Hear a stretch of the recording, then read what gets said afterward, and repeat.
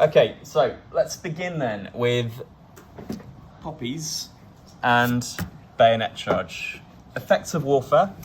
And the first thing to consider would be the similarities. So what is the kind of common thematic ground between Poppies and Bayonet charge? What do they both look at?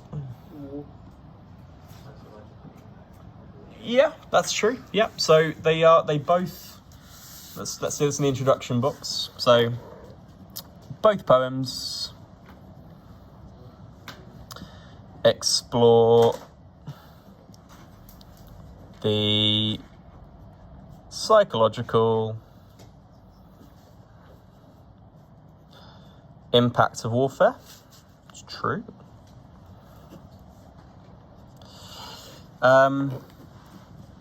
And to some extent, they both explore trauma.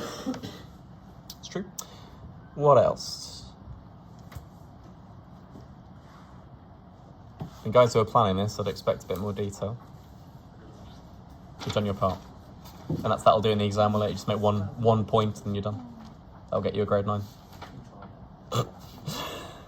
More information. So yeah, they both explore the psychological impact of warfare, but that's almost the question. The only added value we've got there is adding the word psychological and that we're explaining that it's trauma. It's a good start, but it's not enough. Go on. Yeah, lovely. So they both, if you like, allude to or link to family relationships, but crucially in different ways. So Bayonet charge is inspired by a family relationship. It's Ted Hughes sort of honouring his father, whereas of course in Poppies we've got a very explicit family relationship in the piece. Good. There's one other point. How is sort of the government or authority presented in these two poems?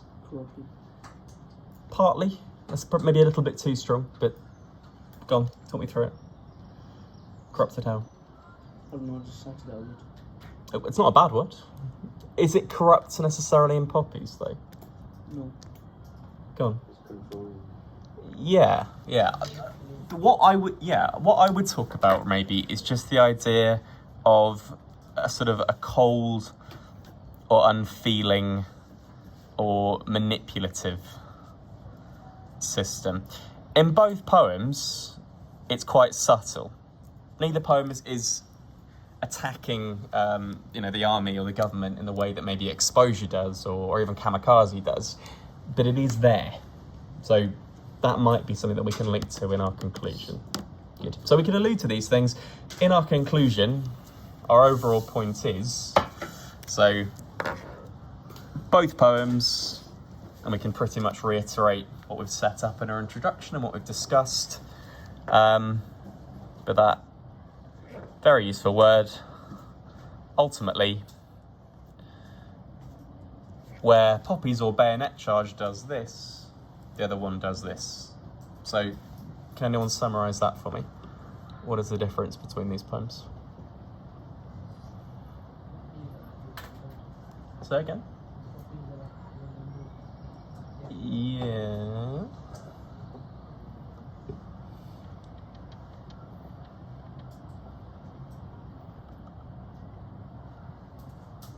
This is the thing, guys. So if you want top marks, if you want an 8 or a 9, you are going to have to summarise at the end. Yeah. Yeah, I think I'd go along with that. Okay, yeah. So you might say, and we might go for Poppies. If we break it down, you have a secondary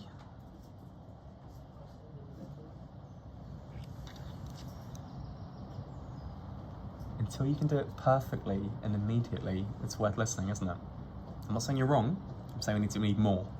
So we have a secondary experience of trauma. So it's the trauma of losing someone rather than the trauma inflicted on the battlefield. And it's directly about loss and about memory. And in Bayonet charge,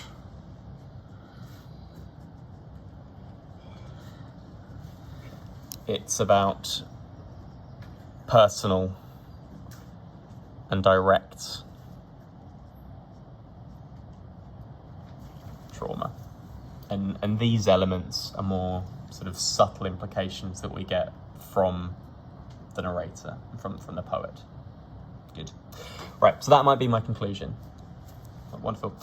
I then just need to build to it. So what are my points going to be? So let's say I take, the psychological impact of warfare, or let's say the presentation of trauma. Where do I see trauma in the two poems, and what would make for a useful comparison?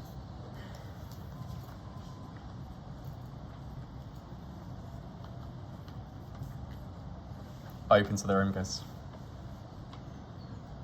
But don't forget, this is being recorded, and it'll be very embarrassing if we just have to sit silently and watch it spool through. Or just give me an example of one of them, and I'll make the link for you if you want. So give me a feature, give me a technique in one of these. Yeah. Okay.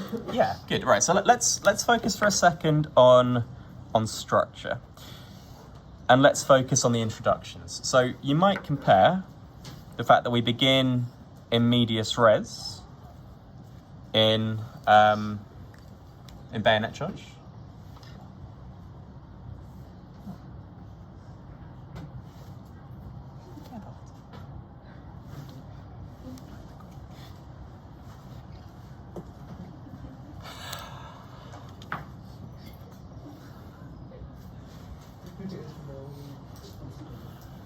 Right, we begin in medias res. This is going to be a very strange video on Bayonet Charge. And we might compare that with the way we begin in Poppies. So if we have Poppies open for a minute and we just, remind ourselves. Obviously in the exam, you won't have it. But we've got the 3 days before, Armistice Sunday, and Poppies had already been placed on individual war graves. Before you left, I pinned one onto your lapel. So in this one, it would be quite different. We compared to the immediate action, Poppy starts in a very calm, relaxed way. So in this one, rather than noting the similarities, I'd be noticing the differences. They're both effective. So in Bayonet Charge, this begins with an immediate impact, with an immediate focus on horror, whereas what is the impact of starting more slowly with 3 days before in Poppies? Yes. Exactly, yeah. So it's offering up a later point of contrast. We're starting with something soft so that we can shatter that later on. And building on, if we look at take the first stanza of both poems, we then have fairly similar ideas. So where we have I'll use a different colour. For instance, raw seamed. So, the connotations of meat and things being pulled apart in Bayonet Charge, quite grisly. We might compare that to, in Poppies, what will be an equally upsetting or evocative image. Brian? The Poppies. Yeah, the poppy itself. Can you give me a quotation? 1 second. All right. Wait with bated breath. Wait 1 second. Very tense. I need to find it. I know. Spasms of Paper Red. Perfect quotation. Yeah, good. I would say that Spasms of Paper Red is a really useful one, just to remember for the exam. It's quite easy to remember, I think. Spasms of Paper Red. Again, the connotations of it, the imagery of it, the symbolic colour, the extended metaphor of the poppy representing, bloodshed and looking a little bit like an open wound. And then spasm, suggesting writhing around in pain. So there's an awful lot of technique in that one phrase that you can break into. Yeah? It's nearly time to go, yeah. Right, so that would be a good example. Now, before we end, we'll just very quickly think about all the other points we could look at here. So that would be a really good start. We could also look at gaps. So I would maybe, sticking with structure for a moment, compare the use of enjambment in terms of the more narrow feature, but also the wider gaps and stanzas. So, for example, the shift in Poppies to slowly melting, and then a very similar shift in Bayonet charge to the shot slashed furrows and threw up a hair. So in both cases, we start off with quite a powerful verb and we shift the focus back into the action.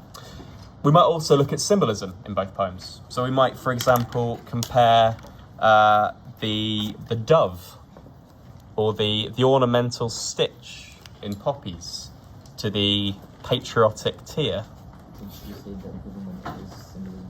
Yeah, and then we might link that into context, and we might think about the sort of the subtle analysis of government.